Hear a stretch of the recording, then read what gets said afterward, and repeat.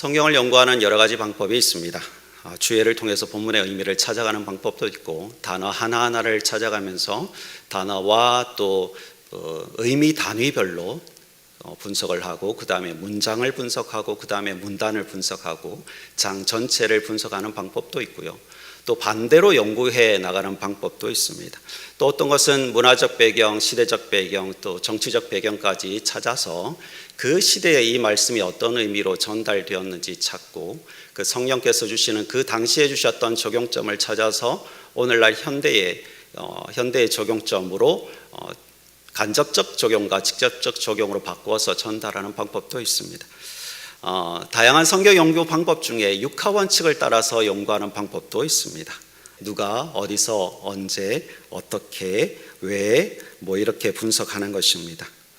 다른 서신서들을 이렇게 접근하면 양이 좀 방대해서 좀 어려운데요, 이 빌레몬서가 25절까지밖에 되지 않아서 이 방법으로 접근할 수 있지 않을까 생각합니다.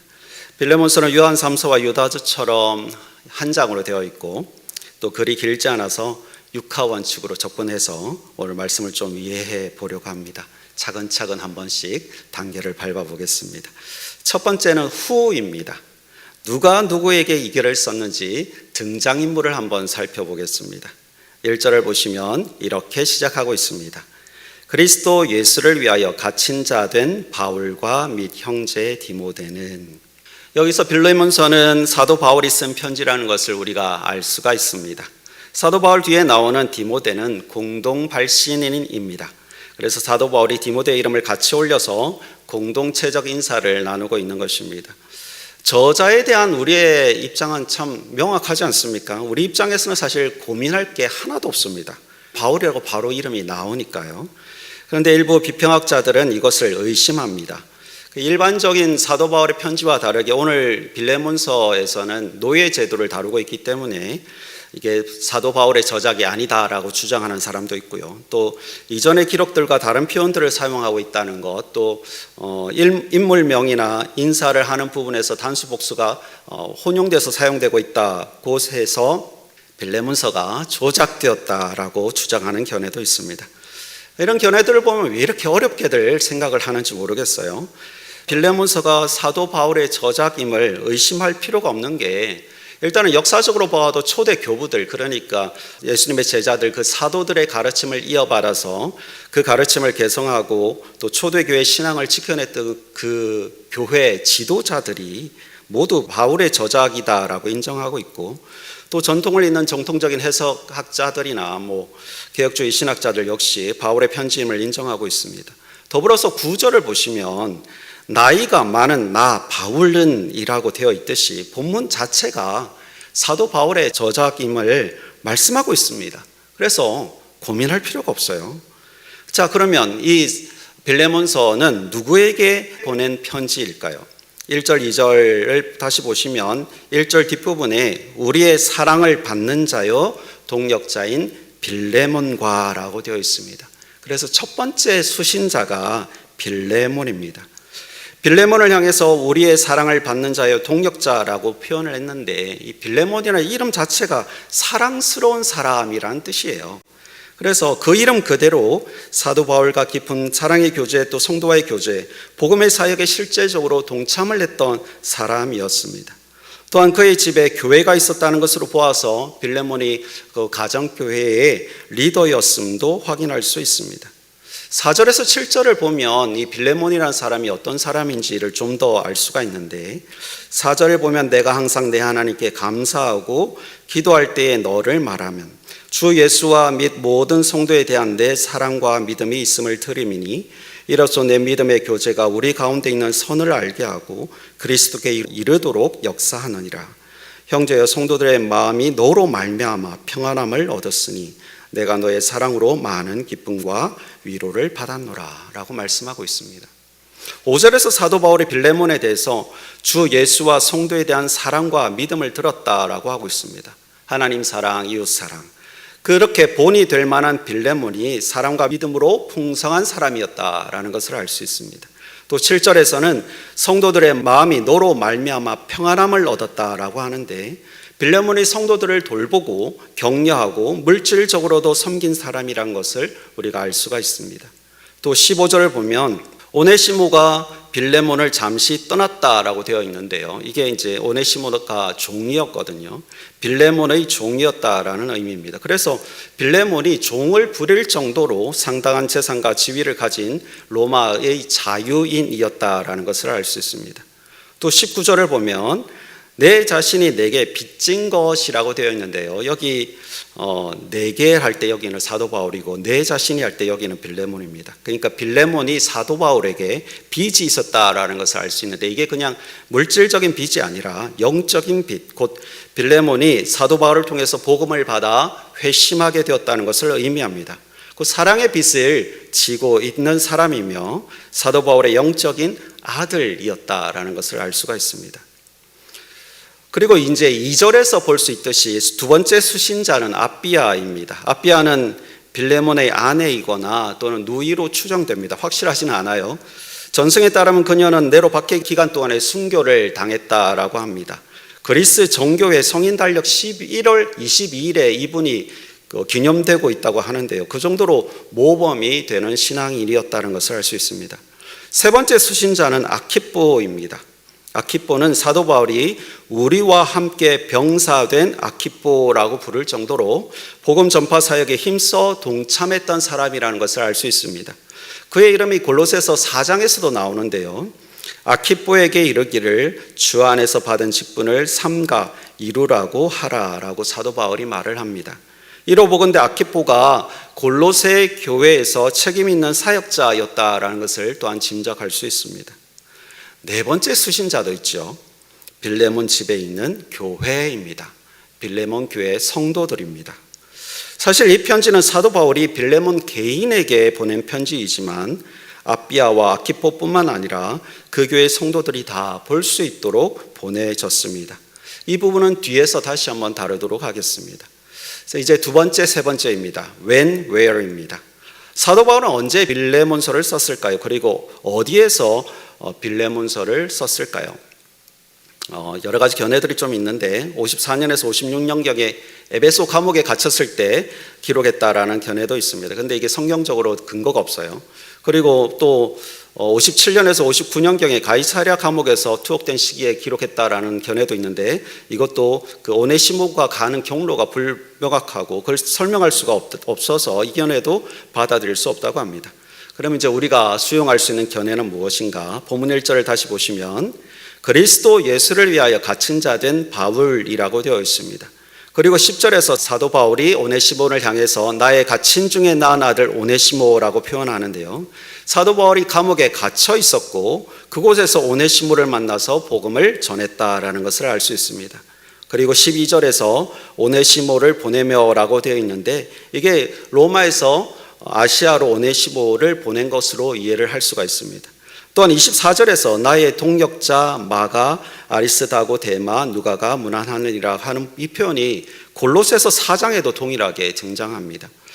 이와 같은 성경적인 근거들을 종합하면 빌레몬서가 골로새서와 같은 시기에 기록되었다라는 것을 알 수 있기 때문에 아마 60년에서 62년경에 사도 바울이 처음 로마 감옥에 갇혔을 때 기록된 것으로 보는 것이 타당하다라고 말할 수 있습니다. 이제 네 번째입니다. What입니다. What. 사도 바울은 빌레몬에게 도대체 무엇을 썼냐 하는 것입니다. 사도 바울은 빌레몬에 대해서 좋은 인상을 가지고 있었습니다. 4절에서는 기도할 때 빌레몬을 기억하고 감사하게 된다라고 표현하고 있습니다. 그 이유를 5절에서 말씀하시는데 주 예수를 향한 믿음과 성도를 향한 사랑이 있음을 듣게 되었기 때문이다라고 말합니다. 그리고 6절에서 빌레몬의 믿음의 나눔이 다른 이들을 그리스도께 이끌고 있다고 칭찬하면서 7절에서는 성도들이 빌레몬의 헌신과 섬김으로 평안함을 얻었고 사도 바울 역시 기쁨을 누리게 되었다라고 표현하고 있습니다. 이렇게 귀한 동력을 하고 있는 빌레몬을 향해서 사도 바울이 이 편지를 쓰는 이유, 무엇을 도대체 전달하고자 이 편지를 썼을까요?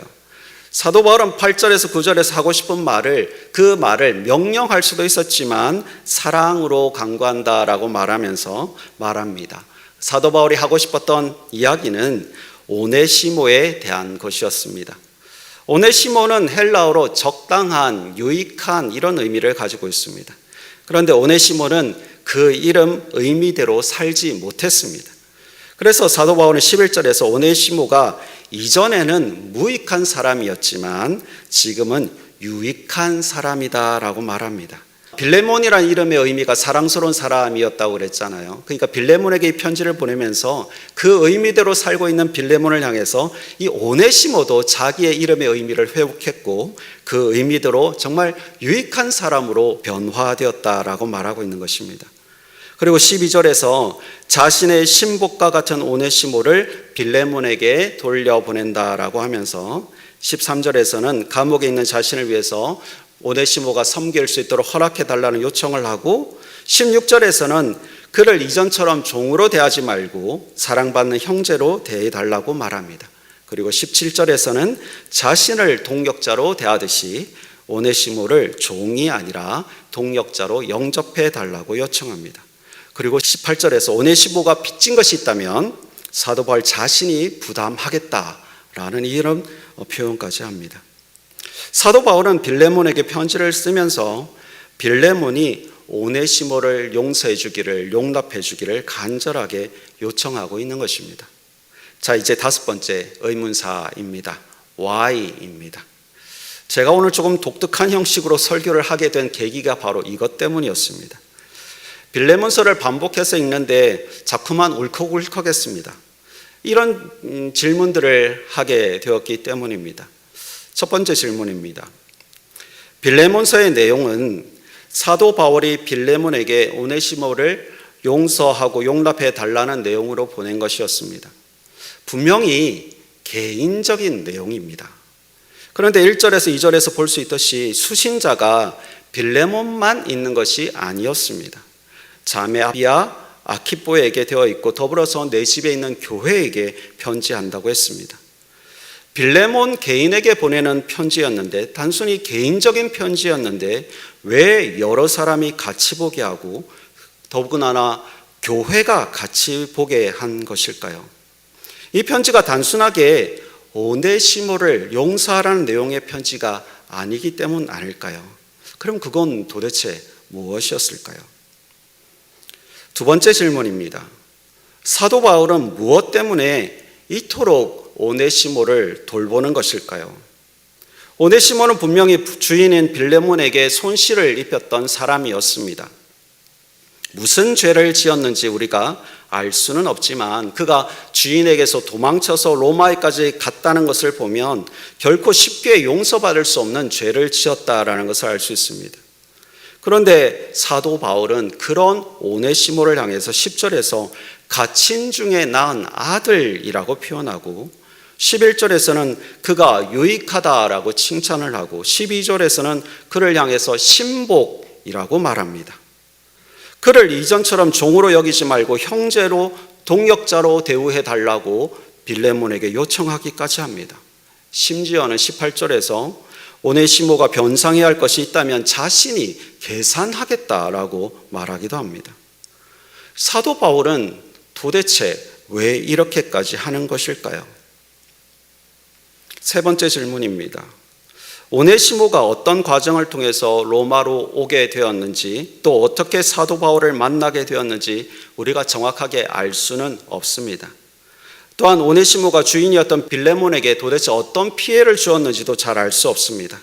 그러나 분명한 것은 그가 그 주인에게 잘못했다는 것입니다. 분명히 오네시모의 입장에서는 바울에게 자신의 잘못을 말하는 것이 힘들었을 것입니다. 그런데 사도 바울이 이제 자신의 주인인 빌레몬에게 가라고 말하는 거죠. 빌레몬을 찾아가는 게 쉬웠을까요? 자신의 잘못이 분명하고 어쩌면 목숨을 유지하기 위해서 피해 도망왔는데 다시 빌레몬을 만나러 가라고 하는 것입니다. 껄끄러운 상태 아니겠습니까?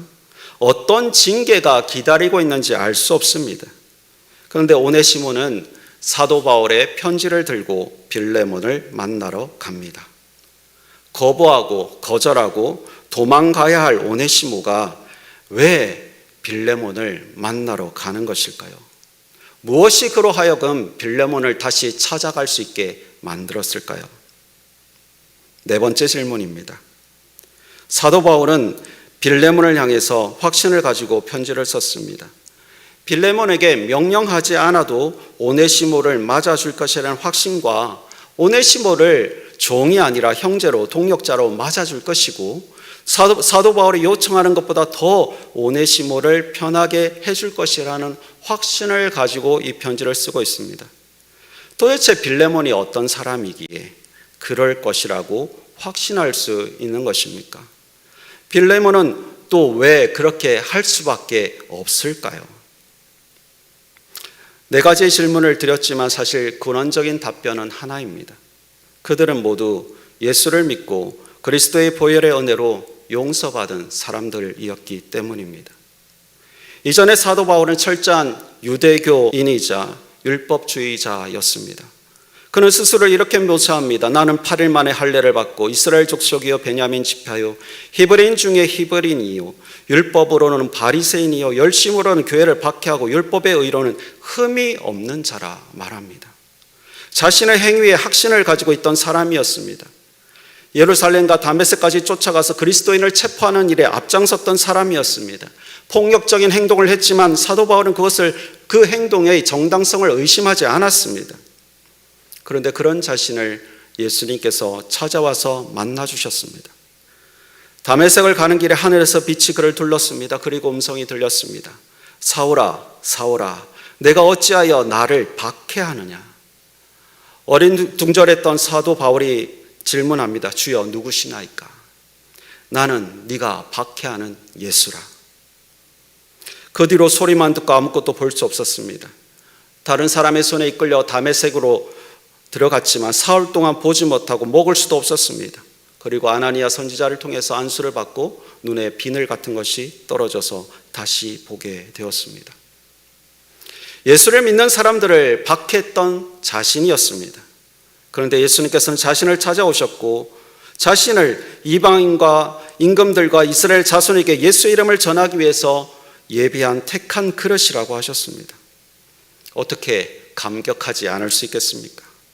용서받고 회복된 사도 바울이기 때문에 오네시모 역시 용서받고 회복되어야 할 연약한 사람으로 보았던 것입니다. 예수님께서 자신의 짐을 다 짊어지시는 은혜를 주셨기 때문에 자신도 오네시모의 빚을 짊어지려 한 것입니다. 빌레몬은 어떨까요? 당시에 종을 거느릴 수 있었고 13절을 보면 사도 바울의 옥중 생활을 섬겼습니다. 22절을 보면 사도 바울을 위해서 숙소를 마련할 수 있을 정도의 재력이 있는 사람이었습니다. 세상에서 얼마든지 편하게 살 수 있는 사람이었습니다. 그러나 그는 그 모든 것보다 더 중요한 것을 알게 되었습니다. 바로 복음입니다. 예수님을 만났기에 섬길 수 있었고 집안에 교회를 세울 수 있었고 초대 교회를 섬길 수 있었습니다. 그리고 그 역시 용서받은 죄인이기에 용서받아야 할 오네시모를 얼마든지 용납할 수 있었던 것입니다. 오네시모는 어떤가요? 빌레몬에게 큰 잘못을 저질렀고 도망쳤습니다. 그런데 감옥에 갇힌 사도 바울을 만났습니다. 큰 죄책감으로 살아가야 할 인생이었지만 사도 바울을 통해서 용서하시는 예수 그리스도를 알게 되었고 자신의 잘못을 고백했을 것입니다. 그리고 예수를 그리스도로 믿게 되었습니다. 감옥에서 사도 바울을 섬겼습니다. 그런데 편지를 가지고 빌레몬에게 가라고 합니다. 이전 같았으면 다시 도망쳤을지도 모릅니다. 그러나 이제 자신은 하나님께 용서받은 죄인이기에 사도 바울의 편지를 들고 빌레몬을 만나러 갑니다. 이제는 그 길이 두렵지 않습니다. 주님께서 용서하셨음을 알게 되었기 때문에 자신의 범죄를 빌레몬에게도 솔직하게 말하고 용서를 구할 수 있는 사람이 된 것입니다. 예수를 만나서 변화된 것입니다.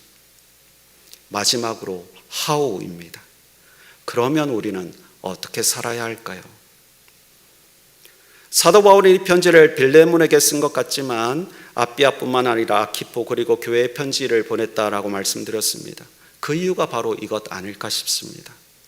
자신의 예수 그리스도를 통해서 용서받은 죄인이기 때문에 자신도 그 사랑으로 오네시모를 품고 용서해 가는 모습을 보이면서 또 빌레몬 또한 용서할 것을 보이면서 빌레몬 집에 모인 모든 성도들도 그런 삶을 살기를 바라는 것입니다. 7번뿐만 아니라 70번까지도 용서하라 하신 예수 그리스도의 말씀을 기억하고 그런 삶을 살기로 결단을 요구하는 것입니다. 우리도 죄인이었습니다. 그런데 하나님께서 선물로 은혜를 베풀어 주셨습니다.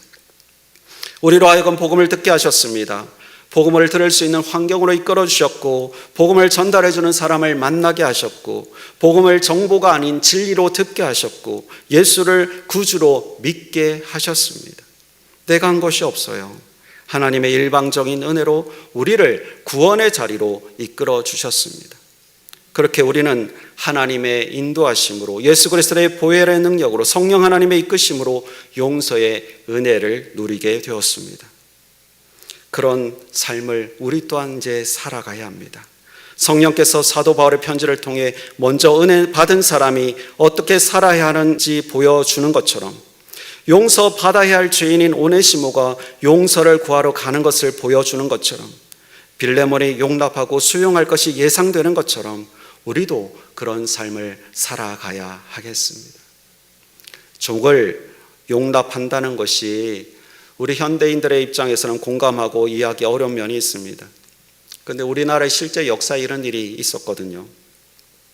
김제에 있는 금산교회에서 있었던 일입니다. 그 교회는 조덕삼이라는 동네 유지가 데이트 선교사와 만나면서 시작된 교회였는데요. 조덕삼은 마방을 운영하는 부자였다고 합니다. 그래서 자신의 사랑채에서 주일 예배를 드리기 시작했습니다. 1905년에 조덕삼과 그리고 조덕삼 집에서 일을 하고 있는 이자익 그리고 박화서가 최초의 학습교인이 되었다고 합니다. 그리고 1906년에는 이 세 명이 집사로 임명되고요. 그리고 1907년에는 조덕삼과 이자익이 교회 영수로 임명됩니다. 영수라는 것은 목사와 장로가 세워지기 전에 교회 행정과 살림을 도맡아 하던 중요한 직분이었습니다. 그리고 이제 1907년 6월 달에 장로 투표가 있었다고 합니다. 당연히 이제 조덕삼 영수, 그러니까 주지였던 부자였던 그 사람이 장로가 될 줄 알았는데 이자익 영수가 장로로 선출됩니다. 이자익은 조덕삼의 모습이었습니다. 나이도 12살이나 어렸습니다. 이때 조덕삼 영수는 발언권을 얻어서 성도에게 이렇게 인사했다고 합니다. 우리 금산교회 교인들은 참으로 훌륭한 일을 해냈습니다. 저희 집에서 일하고 있는 이자익 영수는 저보다 신앙의 열의가 대단합니다. 이자익을 축켜 세웠던 조덕삼은 말만 그렇게 한 것이 아니었습니다. 이후 조덕삼 영수도 장로가 되었고요. 그리고 그 이후에 이자익 장로는 신학교에 입학하게 됩니다. 조덕삼 장로는 신학생 이자익을 열심히 도와서 학업을 마치도록 했다고 합니다. 그리고 이자익이 목사 안수를 받게 되자 금산교회에 청빙합니다. 그리고 담임 목사로 모셨습니다. 자신의 마부였던 이자익을 더 이상 종이 아니라 형제로 여기고 동역자로 섬기고 하나님의 종으로 대한 것입니다.